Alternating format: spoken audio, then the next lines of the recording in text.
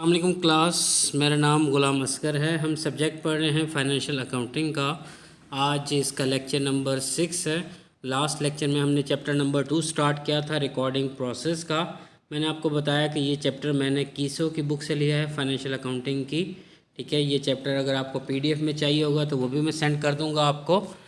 चलें देखते हैं जी हमने इस चैप्टर में क्या क्या डिस्कस किया है। सबसे पहले आउटलाइन का स्टार्ट जो था यूनिट नंबर 3 का, इसका कुछ पोर्शन हमने लेक्चर नंबर 4 में और 5 में डिस्कस किया था, जिसमें हमने recognition issue, valuation issue, classification issue, ये सारे इश्यूज़ वहाँ पर डिस्कस हुए थे। आज हमें जो है वो रिकॉर्डिंग प्रोसेस यहाँ पर हमने स्टार्ट किया था। उस रिकॉर्डिंग प्रोसेस में हमने क्या किया था, सबसे पहले हमने ये देखा कि अकाउंट क्या होता है, कितनी तरह के अकाउंट हैं, उनकी क्लासिफिकेशन किस तरह से की गई है। फिर हम अपने डिस्कशन डेबिट एंड क्रेडिट पर लेकर गए थे और वहीं से हमने आज दोबारा स्टार्ट करना है। ये डायग्राम आप देख रहे हैं, इसमें आपको पता है कि अकाउंट के बाद आप ट्रांजैक्शंस को जर्नल्स में पुट करते हैं, जर्नल से आप लेजर में ले जाते हैं, लेजर से आप ट्रायल बैलेंस में पोस्ट करते हैं और ट्रायल बैलेंस से आप अपनी फाइनेंशियल स्टेटमेंट्स बना लेते हैं, जिसमें एक इनकम स्टेटमेंट और दूसरी उसमें बैलेंस शीट शामिल है। क्लियर है जी सबको?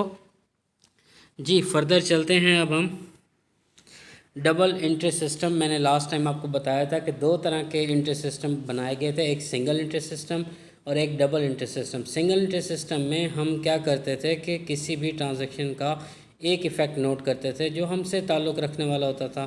लाइक हम ओनली क्रेडिट ट्रांजैक्शंस को ही रिकॉर्ड करते थे और ट्रांजैक्शन का एक एस्पेक्ट जो हम देते थे, जो हम रिसीव करते थे, हम उसे नोट कर लेते थे।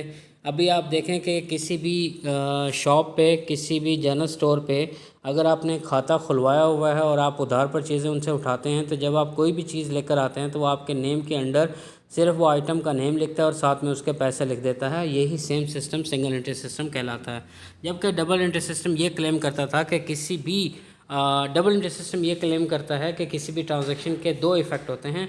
एक इफ़ेक्ट को डेबिट कहते हैं और दूसरे इफ़ेक्ट को क्रेडिट कहते हैं। ठीक है, किसी भी ट्रांजैक्शन में एटलीस्ट एक अकाउंट डेबिट का लाजमी है और एक अकाउंट क्रेडिट का लाजमी है। ये ज़्यादा भी हो सकते हैं, यानी दो अकाउंट डेबिट हो रहे हों और एक अकाउंट क्रेडिट हो रहा हो, या तीन अकाउंट क्रेडिट हो रहे हों, लेकिन एटलीस्ट एक अकाउंट का क्रेडिट या डेबिट होना ज़रूरी है। एट द एंड क्या है कि जब भी आप किसी का अकाउंट बनाएंगे तो टी अकाउंट में debit must be equal to the credit. जी ये टी अकाउंट आपको नज़र आ रहा है, ये हमने पहले भी डिस्कस किया लास्ट लेक्चर में भी कि ये टी अकाउंट की टी फॉर्म है, कैसे बनती है, क्या मुराद है इसका कि लेफ़्ट साइड पे आपकी डेबिट साइड है, राइट साइड पे आपकी क्रेडिट साइड है। फिर अभी मैंने कहा कि debit side and credit side must be equal. तो अब हम ट्रांजैक्शंस का इफेक्ट देख रहे हैं कि जब आप ट्रांजैक्शंस पास करते हैं तो आपके पास दो सिचुएशंस आती हैं।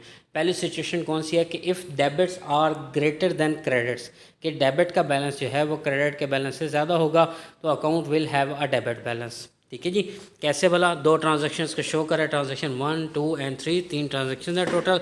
तीनों ट्रांजैक्शंस में, दो ट्रांजैक्शंस में अकाउंट डेबिट हुआ है और एक ट्रांजैक्शन का अकाउंट क्रेडिट हुआ है। तो आपको नज़र आ रहा है कि जो डेबिट का बैलेंस है 10 और 8 18,000, 18,000 ज़्यादा है, 3,000 कम है। तो हम ये कहेंगे कि ये जो टी फॉर्म है इसमें क्रेडिट बैलेंस आपका बैलेंस जो है वो डेबिट बैलेंस है। सेकंड देखते हैं जी, कंडीशन दूसरी है कि if credit balance are greater than debit accounts. ठीक है जी, तो अकाउंट का क्या होगा? क्रेडिट बैलेंस होगा। ज़रा आप दूसरी उसी तीन ट्रांजैक्शंस की हमने सिर्फ अरेंजमेंट चेंज की है कि जो आपके ट्रांजैक्शन 1 है 10,000 की, वो डेबिट साइड पे है, एक हो गई। दूसरी क्रेडिट साइड पर देखें तो एक 3,000 की और दूसरी 8,000 की, तो दो और तीन, दो ट्रांजैक्शंस वहाँ पर। तो अब इसका बैलेंस क्या आएगा? आपको पता है कि इसका बैलेंस, अगर क्रेडिट की ट्रांजैक्शन ज़्यादा होंगी, क्रेडिट का बैलेंस ज़्यादा होगा, तो हम उस अकाउंट का बैलेंस क्रेडिट बैलेंस कहलाएगा। देखें ज़रा, 8 और 3 11,000 बनता है। ये शायद मिस्टेक है थोड़ी सी कि इन्होंने 1,000 लिखा है, यहाँ पर 11,000 मेंशन करना चाहिए था। क्लियर है जी? अब हर अकाउंट का नॉर्मल बैलेंस होता है। अकाउंट से मुराद हमने अभी 6 टाइप्स ऑफ अकाउंट पढ़े। 6 टाइप ऑफ अकाउंट में आपके 3 थे, एसेट, एक्सपेंस और ड्राइंग्स, और दूसरी साइड पे आप income, liabilities, income and capital. अब आपको ये इसी तरह से 6 की तरतीब याद रखनी है ताकि आप डेबिट और क्रेडिट के रूल्स को याद रख सकें, डेबिट और क्रेडिट के रूल्स को समझ सकें। ठीक है जी, अब वो कहते हैं कि every account has designated a normal balance, it is either debit or credit balance. ठीक है जी। Accounts rarely have an abnormal balance, बहुत ही रेयर कंडीशंस हैं जिनमें अकाउंट्स का बैलेंस जो है वो एबनॉर्मल हो सकता है, बट ये हो भी सकता है। अब वो कौन कौन से अकाउंट हैं जिनका बैलेंस डेबिट बैलेंस है? जैसे कि मैंने आपको 6 टाइप्स ऑफ अकाउंट में आपको बताया कि 3 अकाउंट ऐसे हैं जिनको आप इकट्ठा रखें और दूसरे 3 को अलग रखें। कौन कौन से 3 थे भला? एसेट, एक्सपेंस और साथ में था ड्राइंग्स। मेरे साथ रिपीट करें, एसेट, एक्सपेंस और ड्राइंग्स। और दूसरे 3 कौन से थे तो बोला लाइबिलिटीज़, इनकम और कैपिटल। इन 3 को अलग रखें और दूसरे 3 को अलग रखें। अब ये जो पहले 3 है जिसमें मैंने कहा एसेट, एक्सपेंस और ड्राइंग्स, इन तीनों का जो बैलेंस है नॉर्मल बैलेंस, इनका डेबिट बैलेंस कहलाता है। ठीक है, जब कोई एबनॉर्मल केस होगा तो क्रेडिट हो सकता है, बट अगर नॉर्मल बैलेंस पूछा जाए तो नॉर्मल बैलेंस क्या कहलाएगा? डेबिट बैलेंस कहलाएगा। जी, जिस तरह से हमने कहा कि कुछ अकाउंट्स ऐसे हैं जिनका नॉर्मल बैलेंस डेबिट होता है, इसी तरह से कुछ अकाउंट ऐसे हैं जिनका नॉर्मल बैलेंस क्रेडिट होता है, जब के अदर 3 हैं जो मैंने आपको याद भी करवाए थे कि आप क्या करें, लाइबिलिटीज़, रेवेन्यू एंड इक्विटी। देखिए मैं फिर से रिपीट करता हूँ, एक साइड पर रखें एसेट, एक्सपेंस और ड्राइंग्स को, और दूसरी साइड पर रखें लाइबिलिटीज़, रेवेन्यू एंड इक्विटी को। जो एसेट वाली साइड है वो सारे नॉर्मल बैलेंस डेबिट बैलेंसेस हैं, और जो क्रेडिट वाली साइड है वो सारे नॉर्मल बैलेंस क्या है? क्रेडिट बैलेंसेस हैं। अब हम क्या है कि डेबिट एंड क्रेडिट के इफ़ेक्ट से मुराद हम डेबिट और क्रेडिट के रूल्स पढ़ रहे हैं। आपने 6 अकाउंट्स पढ़े, आपको अब ये पढ़ना है कि वो 6 अकाउंट्स कौन सी ऐसी कंडीशंस हैं जब वो डेबिट होते हैं और कौन सी ऐसी कंडीशंस हैं जब वो क्रेडिट होते हैं। इसको आपने पानी की तरह याद रखना है। नेक्स्ट जो जूम मीटिंग होगी उसमें मैं आपसे ये लाजमी सुनूंगा आपसे डेबिट और क्रेडिट कब कब होते हैं, यानी डेबिट और क्रेडिट के रूल्स। अब देखें, इन्होंने 2 अकाउंट्स को पहले डिस्कस किया, एसेट एंड लाइबिलिटीज़ को। जी, एसेट कब डेबिट और कब क्रेडिट होता है? वो कहता है कि जब एसेट इंक्रीज करेगा तो डेबिट होगा, जब एसेट डिक्रीज करेगा तो क्रेडिट होगा। दोबारा से रिपीट कर रहा हूँ कि एसेट जब बढ़ेगा तो डेबिट होगा, जब कम होगा तो क्रेडिट होगा। मैं आपको इसकी एग्जांपल देता हूँ कि आप किसी शॉप पर गए और आपने कैश पे किया, और कैश के बदले में आपने एक प्रोडक्ट परचेज़ की, लाइक आपने बाइक परचेज़ की जी, 83,000 की आई है। अब देखें, आपके पास एसेट आया, कौन सा एसेट? वो बाइक, क्योंकि आप उसे ओन करते हैं और आपने उसे यूज़ करना है तो वो एसेट है आपका। अब एसेट क्योंकि इंक्रीज़ कर रहा है तो एसेट डेबिट होगा, मतलब वो बाइक डेबिट हो जाएगी। अब जब आपने पे किया कैश पे किया, कैश पे करने की वजह से आपका कैश डिक्रीज़ हो गया। जब आपका कैश डिक्रीज़ हुआ तो आपका डिक्रीज़ इन एसेट हुआ तो वो क्रेडिट हो जाएगा, यानी कि आपकी बाइक डेबिट हो जाएगी, कैश आपका क्रेडिट हो जाएगा। तो क्या हुआ, ट्रांजैक्शन से एक अकाउंट एसेट एक जगह इंक्रीज़ हुआ, एक एसेट डिक्रीज़ हुआ। तो एसेट जब इंक्रीज़ करे तो उसे डेबिट कर दो, जब डिक्रीज़ करे तो उसे क्रेडिट कर दो। बाइक हमारे पास इंक्रीज़ हुआ तो बाइक डेबिट, कैश हमारे पास डिक्रीज़ हुआ तो कैश क्रेडिट। अब सेम सिचुएशन है हमारे पास लाइबिलिटीज़ अकाउंट की। लाइबिलिटीज़ का क्या है जी ट्रीटमेंट? लाइबिलिटीज़ जब इंक्रीज़ करेंगे तो हम उसे क्रेडिट कहेंगे, और जब डिक्रीज़ होंगी तो हम उसे डेबिट कहेंगे। क्या मतलब है इसका? लाइबिलिटीज़ कहते किसे हैं? हमने बात की थी कि लाइबिलिटीज़ जो है ये आपके ऊपर जिम्मेदारी होती हैं। जब आपने लोगों को कैश या पैसे देने हों आपको जिम्मेदारी अदा करनी पड़ती है। ठीक है, जब लाइबिलिटीज़ इंक्रीज़ करेंगे, देखिए मैंने असलम के पैसे देने थे, अब मुझे जो है इरफान के भी पैसे देने हैं, तो मुझे ज़्यादा पैसे पे करने हैं अब, यानी मेरा अकाउंट पेबल बढ़ रहा है। तो जब अकाउंट पेबल यानी जिम्मेदारी बढ़ रही है तो अकाउंट पेबल को क्रेडिट कर दो। ठीक है, और जो मैंने उनसे प्रोडक्ट परचेज़ की, लाइक अभी मैंने कहा कि मैंने एक बाइक परचेज़ की, फ़र्ज़ करें कि वो बाइक मैंने उधार पर परचेज़ की। उधार पर परचेज़ करने से मुराद कि वो बाइक तो आ गई, एसेट इंक्रीज़ हुआ, एसेट डेबिट हो गया, लेकिन उसके बदले में मैंने कैश पे नहीं किया। और अगर मैंने कैश पे नहीं किया तो मैं उससे फ्यूचर में पे करूँगा, भाई उधार पे लेके जा रहा हूँ। तो जब भी आप उधार पे परचेज़ करते हैं तो आप उसे अकाउंट पेएबल लिखते हैं कि मैं इसे फ्यूचर में पे करूंगा, क्योंकि एक लाइबिलिटी इंक्रीज़ हुई है तो लाइबिलिटी इंक्रीज़ हो तो क्रेडिट होती है, जब लाइबिलिटी डिक्रीज़ हो तो डेबिट होती है। क्या मतलब है इस चीज़ का? दोबारा से गौर करें कि वो बाइक जो मैंने उधार पे परचेज़ की उसके मैंने पैसे अभी पे नहीं किए, तो मैंने क्या एंट्री की भला? मैंने कहा बाइक को डेबिट कर देंगे और अकाउंट पेएबल को क्रेडिट कर देंगे। फ़र्ज़ करें 3 माह बाद मैं वही पैसे पे करने जा रहा हूँ, तो वो जो अकाउंट पेएबल क्रेडिट हुआ था अब उसे डेबिट कर दो। क्यों? क्योंकि वो लाइबिलिटी इंक्रीज़ हुई थी, अब वो डिक्रीज़ हो रही है। कैसे डिक्रीज़ हो रही है? मैं उसके बदले में कैश पे करने जा रहा हूँ, जो अमाउंट मैंने देनी थी वो मैंने उसे दे दी। तो क्या मतलब है इसका? एसेट जब बढ़ेगा तो डेबिट होगा, जब कम होगा तो क्रेडिट होगा। इसी तरह से लाइबिलिटीज़ जब बढ़ेंगी तो क्रेडिट होंगी, जब कम होगी तो डेबिट होंगी। अब आ जाते हैं जी normal balance asset and liabilities का। आपको बताया कि नॉर्मल बैलेंस एसेट का क्या होता है? डेबिट बैलेंस होता है, और लाइबिलिटीज़ का क्रेडिट बैलेंस होता है। तो एसेट का और लाइबिलिटीज़ का एब नॉर्मल बैलेंस भी देख लेते हैं। साथ में आप देख रहे हैं कि ये रेड कलर का डॉट जो है लगा हुआ है, रेड कलर का एरो, ये क्या शो कर रहा है, जब एसेट डिक्रीज़ करेगा तो एसेट का क्रेडिट बैलेंस जो है वो उसका एब नॉर्मल बैलेंस है, लाइबिलिटीज़ का जो डेबिट बैलेंस है वो उसका एब नॉर्मल बैलेंस है। तो इसमें नॉर्मल बैलेंस और एब नॉर्मल बैलेंस दोनों बताए गए हैं। जी, आपको लग रहा होगा काफ़ी बोरिंग और मुश्किल है, लेकिन ये इंटरेस्टिंग हो जाएगा जब आप इसको एक किस्म का रट्टा लगा लेंगे डेबिट एंड क्रेडिट का। ये बहुत इंपॉर्टेंट है आपके अकाउंटिंग को समझने के लिए। जी, अब आ जाते हैं ओनर्स कैपिटल के अकाउंट्स की तरफ। तो कैपिटल के अकाउंट में क्या ट्रीटमेंट होगी जब हम इसकी बात करते हैं। तो देखें, जब कैपिटल इंक्रीज़ करेगा तो क्रेडिट करेंगे, जब डिक्रीज़ होगा तो डेबिट करेंगे। देखें, आप किसी भी बिज़नेस में कैश लगाते हैं तो क्या होता है कि कैश लगाया, कैश डेबिट हो गया, एसेट है कैश, कैश इंक्रीज़ हो गया तो एसेट इंक्रीज़ होता है तो डेबिट होता है, कैश को डेबिट कर दिया। क्लियर। अब आप क्या करते हैं, दूसरा इफेक्ट क्या है कि आपने कैपिटल को जो है, कैपिटल किसी बिजनेस में पैसे लगाए तो वो कैपिटल को शो करता है और कैपिटल उसका बढ़ गया। ठीक है, जब कैपिटल उसका बढ़ा तो उसे क्रेडिट कर देंगे। तो मैंने कहा कि जब कैपिटल का अकाउंट इंक्रीज़ होगा तो उसे क्रेडिट करेंगे, जब कैपिटल का अकाउंट डिक्रीज़ होगा तो उसे डेबिट कर देंगे। अब आप सोच रहे होंगे कि सर ऐसी कौन सी सिचुएशन है जहाँ पर कैपिटल क्रेडिट भी हो सकता है। मैं आपको बताऊंगा कि जब बिज़नेस में से आप पैसा निकलवाते हैं वापस तो कैपिटल डिक्रीज़ होता है, यानी ओनर्स अपने यूज़ के लिए बिज़नेस में से जब पैसे निकलवा लेता है तो उसे क्या कहेंगे, कैपिटल क्रेडिट होना। अब उसका नॉर्मल बैलेंस और अब नॉर्मल बैलेंस कैपिटल का क्रेडिट बैलेंस नॉर्मल बैलेंस है और उसका डेबिट बैलेंस क्या है, उसका एबनॉर्मल बैलेंस है। यानी अगर आपका डेबिट बैलेंस एबनॉर्मल है तो क्रेडिट नॉर्मल होगा, अगर क्रेडिट नॉर्मल है तो डेबिट बैलेंस एबनॉर्मल होगा। यानी एक बैलेंस आपका एक वक्त में नॉर्मल हो सकता है और दूसरा एबनॉर्मल हो जाएगा। क्लियर है जी। अब आ जाते हैं जी मज़ीद अगले अकाउंट की तरफ। अभी हमने 3 अकाउंट डिस्कस कर लिए हैं, ये चौथा अकाउंट है ओनर्स की ड्राइंग्स का। ड्राइंग्स क्या होती हैं, ड्राइंग्स आपको बता चुका हूँ कि जब आप बिज़नेस में से पर्सनल यूजेज के लिए कुछ प्रोडक्ट्स या कैश यूज़ निकालते हैं तो हम उसे ड्राइंग्स बोलते हैं। अब ड्राइंग्स का नॉर्मल बैलेंस वैसे तो डेबिट बैलेंस होता है, लेकिन उसका ट्रीटमेंट क्या है, डेबिट एंड क्रेडिट रूल्स के मुताबिक। तो ड्राइंग्स जब इंक्रीज़ करेंगे तो आप उसे डेबिट करेंगे, जब डिक्रीज़ करेंगे तो क्रेडिट कर देंगे। ड्राइंग्स जब इंक्रीज़ करेंगे तो डेबिट करेंगे, डिक्रीज़ करेंगे तो क्रेडिट कर देंगे। जी, इनको अच्छे से याद कर लेना आप। अब ओनर की ड्राइंग्स, ठीक है, इंक्रीज़ इन डेबिट जो है वो इंक्रीज़ जब होगा तो ये नॉर्मल बैलेंस है, डिक्रीज़ होगा तो ये एबनॉर्मल बैलेंस होगा। अब आ जाते हैं जी रेवेन्यू एंड एक्सपेंस अकाउंट। इन दोनों अकाउंट्स को भी इकट्ठे डील किया है। सबसे पहले ये देखते हैं कि हमारा रेवेन्यू की ट्रीटमेंट क्या होगी। तो रेवेन्यू की ट्रीटमेंट ये है कि इंक्रीज़ करे तो क्रेडिट कर दो और डिक्रीज़ करे तो डेबिट कर दो। एक्सपेंस की क्या है जी, एक्सपेंस इंक्रीज़ करे तो डेबिट करो, डिक्रीज़ करे तो क्रेडिट कर दो। ये थी जी आपका इसका नॉर्मल बैलेंस। आपको पता है कि जो इनकम है उसका नॉर्मल बैलेंस क्रेडिट बैलेंस है और जो एक्सपेंस है उसका डेबिट बैलेंस नॉर्मल बैलेंस है, जबकि अदरवाइज़ आपका एब नॉर्मल बैलेंस हो जाएगा। जी, basic accounting equation and debit and credit rules के इफेक्ट।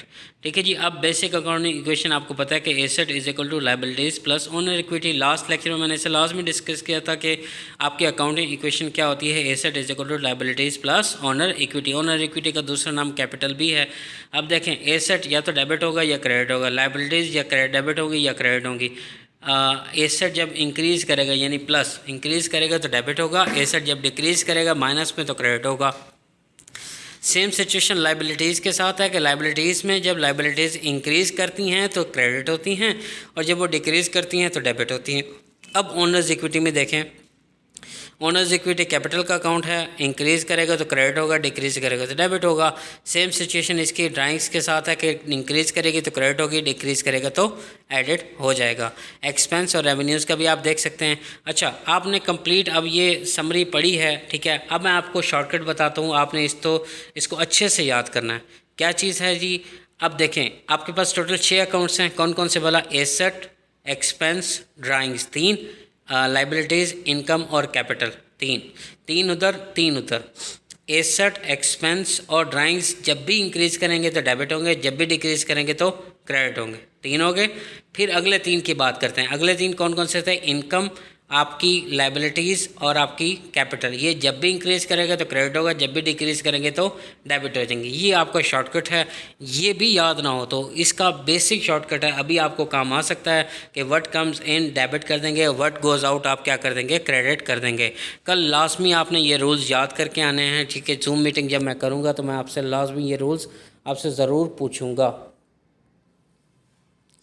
अब आ जाते हैं जी हमारा रिकॉर्डिंग प्रोसेस की तरफ। रिकॉर्डिंग प्रोसेस में सबसे पहला स्टेप होता है आपका एनालाइज ईच ट्रांजैक्शन के। एनालाइज ईच ट्रांजैक्शन से मुराद कि हर ट्रांजैक्शन में आपको पता है कि दो इफेक्ट होते हैं, या तो वो डेबिट होती हैं या फिर वो क्रेडिट होती हैं। तो उन्होंने कहा एनालाइज ईच ट्रांजैक्शन, ये पहला स्टेप हो गया रिकॉर्डिंग प्रोसेस में। दूसरा स्टेप ये है कि वो जो ट्रांजैक्शन आपने एनालाइज की है, जिसमें आपने देखा कि कौन सी चीज़ डेबिट हो रही है और कौन सी चीज़ क्रेडिट, फिर आप क्या करें, उस ट्रांजैक्शन को जर्नल में पुट कर दें। ठीक है जी। जर्नल में क्या होता है, जर्नल में कैसे पुट की जाती है, ये हमारा नेक्स्ट जो है स्टेप है। नेक्स्ट स्टेप में हम इसे अभी ज़रूर पढ़ेंगे, अभी तो नहीं, नेक्स्ट लेक्चर में जाकर पढ़ेंगे। थर्ड है जी, वो जो जर्नल से आपने इन्फॉर्मेशन जर्नल में पुट की है उसे लेजर अकाउंट्स में डाल दें। लेजर अकाउंट से आपको पता है कि उसे ट्रायल बैलेंस में डालते हैं, ट्रायल बैलेंस से आप उससे बैलेंस शीट और इनकम स्टेटमेंट निकाल लेते हैं। ये डायग्राम की सूरत में उन्होंने बताया। एनालाइज ईच ट्रांजैक्शन में आप देख सकते हैं इनवाइस आया हुआ है। इनवाइस से मुराद वो डॉक्यूमेंट होता है जिसमें ट्रांजैक्शन की डिटेल होती है कि प्रोडक्ट की कितनी प्राइस थी, कितनी क्वांटिटी डाली, कितने आइटम्स हमने परचेज़ किया या सेल किए, जो भी आपने ट्रांजैक्शन को किया, आपने उस इनवाइस को स्टडी किया, उससे एनालाइज कर लिया ट्रांजैक्शन को, फिर उस ट्रांजैक्शन को आपने क्या किया, जर्नल में पुट कर दिया। जर्नल से आपने क्या किया, उसे लेजर में पुट किया। लेजर में पुट करने से आपको फर्दर प्रोसेस में अभी बता चुका हूँ। आजकल क्योंकि कंप्यूटर एप्लीकेशन का दौर है और कंप्यूटर एप्लीकेशन में क्या होता है कि आप सिर्फ और सिर्फ जर्नल की एंट्री डालते हैं और एंट्री डालने के बाद वो ऑटोमेटिक जो है वो आपकी फाइनेंशियल स्टेटमेंट्स तक पहुंच जाती है बात, और आपको मज़ीद काम नहीं करना पड़ता जी। अब देखते हैं जी जर्नल क्या है। जर्नल को हम डिस्कस करने लगे हैं जी। आज सिर्फ इसकी मैं बेसिक्स डिस्कस करूंगा, फर्दर इस लेक्चर को मैं आगे नेक्स्ट लेक्चर में ही कंटिन्यू करूंगा। इंशाल्लाह आपकी फ़िज़िकल क्लासेस होंगी तो ईज़िली आपको समझाया जा सकता है। सबसे पहले ट्रांजैक्शन की बात करते हैं। ट्रांजैक्शन किसे कहते हैं? ट्रांजैक्शन कहते हैं जी any dealing between two persons or thing, उसे कहते हैं ट्रांजैक्शन। अब जब भी आप ट्रांजैक्शन को रिकॉर्ड करते हैं तो क्रोनोलॉजिकल ऑर्डर में करते हैं। क्रोनोलॉजिकल ऑर्डर का मैं बता चुका हूँ कि इसका मतलब ये है कि आप डेट वाइज उस ट्रांजैक्शन को रिकॉर्ड करते हैं। ठीक है जी। अब जर्नल किसे कहते हैं जी? जर्नल को डे बुक कहा जाता है। डे बुक से मुराद के उस पे डे टू डे जो भी ट्रांजैक्शंस होती हैं उन्हें आप रिकॉर्ड करते हैं। एक ऐसी बुक जिसमें आप रिकॉर्ड करते हैं उसे जर्नल बोला जाता है। जर्नल की कैरेक्टरिस्टिक्स कौन कौन सी हैं? सबसे पहला कॉलम आपका उसमें डेट का होना चाहिए, आप उसमें डेट मेंशन करेंगे। सेकंड कॉलम आपका जो है अकाउंट टाइटल का है और साथ में उसके एक्सप्लेनेशन बोलते हैं नरेशन को। नरेशन से मुराद क्या? Brief history, brief introduction to the transaction. ठीक है जी। दूसरा कॉलम मैंने आपको बताया अकाउंट टाइटल एंड एक्सप्लेनेशन जिसको कहते हैं नरेशन से मुराद कि जो ट्रांजैक्शन आप करने जा रहे हैं उसका ब्रीफली इंट्रोडक्शन देंगे 2 to 3 वर्ड्स कि आप उसमें ये इशारा देंगे कि ये ट्रांजैक्शन किसके बारे में है। थर्ड कॉलम जो है उसमें रेफरेंसेस का है। रेफरेंसेस आजकल तो यूज़ नहीं होते, पहले यूज़ हुआ करते थे कि रेफरेंस हम जर्नल बुक में डाल देते थे कि किस पेज नंबर का, लेजर के किस पेज नंबर पर ये अकाउंट हमने मेंशन किया है। आजकल ऐसा नहीं किया जाता। फोर्थ जो है 2 कॉलम्स बनते हैं अमाउंट्स के। एक कॉलम जो है डेबिट साइड का, लेफ्ट साइड पे डेबिट, और फिर राइट साइड पे क्रेडिट साइड का, दोनों अमाउंट के कॉलम बन जाते हैं। ठीक है जी। उसके अलावा अब हम डिस्कस करते हैं जी जर्नल के अंदर। जर्नल जो है रिकॉर्डिंग प्रोसेस में पहला स्टेप है आपका। ये क्या करता है? कंप्लीट इफेक्ट दिखाता है ट्रांजैक्शन का कि कौन कौन से अकाउंट्स हैं जो डेबिट हो रहे हैं, कौन कौन से अकाउंट हैं जो क्रेडिट हो रहे हैं। दूसरा क्या करता है? ये क्रोनोलॉजिकल रिकॉर्ड ऑफ ट्रांजैक्शन है। अच्छा, इसमें ये चीज़ बहुत ज़्यादा इंपॉर्टेंट है कि जो भी ट्रांजैक्शन करेंगे आप उसे डेट वाइज ही रिकॉर्ड करेंगे, आप अदरवाइज उसे रिकॉर्ड नहीं करेंगे। थर्ड वन ये है कि ये किसी भी किस्म के एरर्स जो चाहे डेबिट कॉलम में हो चाहे क्रेडिट कॉलम में हो, तो आप उसकी एंट्री को कंपेयर करके, क्योंकि मैंने आपको बताया था कि डेबिट मस्ट इक्वल क्रेडिट, तो आप उससे क्या कर सकते हैं कि किसी भी प्रिवेंशन, किसी भी एरर से और किसी भी जो है गलती से बचा जा सकता है। तो ये था जर्नल का आपका इंट्रोडक्शन। इससे पहले मैं इस लेक्चर को एंड करूँ, मैं आपको बताता चलूँ कि आपसे मैं डेबिट और क्रेडिट के रूल्स सुनूंगा पहले, ठीक है।